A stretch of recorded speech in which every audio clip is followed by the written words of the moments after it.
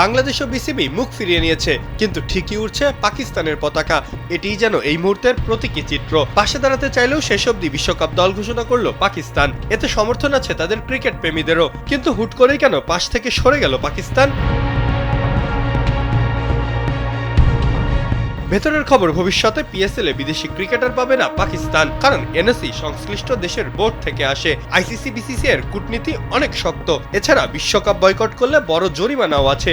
Asia cup থেকেও বাদ পড়ার মতো বড় ক্ষতি হতে পারে। ক্রিকেটের নির্বাসনে যেতে পারে। দ্বিপাক্ষিক সিরিজে জটিলতা বাড়ত যদি আইসিসি ইভেন্ট স্বেচ্ছায় হাতছাড়া করত পাকিস্তান। স্যান্ডেলিনা সো, রূপচর্চায় আভিজাত্য।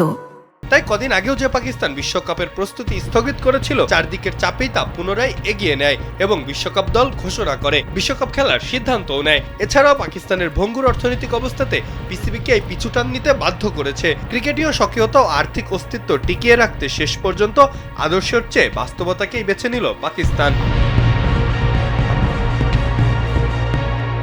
এর আগে নিরাপত্তা ইস্যুতে ভারতের মাটিতে খেলতে অস্বীকৃতি জানানোয় 2026 টি-20 বিশ্বকাপ থেকে বাংলাদেশকে বাদ দেওয়ার ঘটনায় ক্রিকেট বিশ্বের তীব্র প্রতিক্রিয়া সৃষ্টি হয়। আইসিসি স্কটল্যান্ডকে বাংলাদেশের স্থলাভিষিক্ত করার পর সবচেয়ে বড় প্রতিবাদ জানিয়েছিল পাকিস্তান ক্রিকেট বোর্ড। পিসিবি প্রধান মহসিন নাকভি এই সিদ্ধান্তকে দ্বিমুখী নীতি ও অবিচার আখ্যা দিয়ে সাফ জানিয়ে দেন, বাংলাদেশের পাশে দাঁড়িয়ে পাকিস্তানও এই বিশ্বকাপ বয়কট করতে পারে সরকারের গ্রিন সিগন্যাল যদি পায়।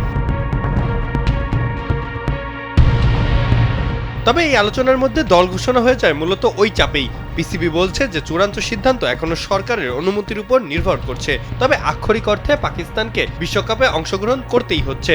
দিন শেষে বাংলাদেশ একাই থাকলো নিজেদের বেছে নেওয়া পথটায়।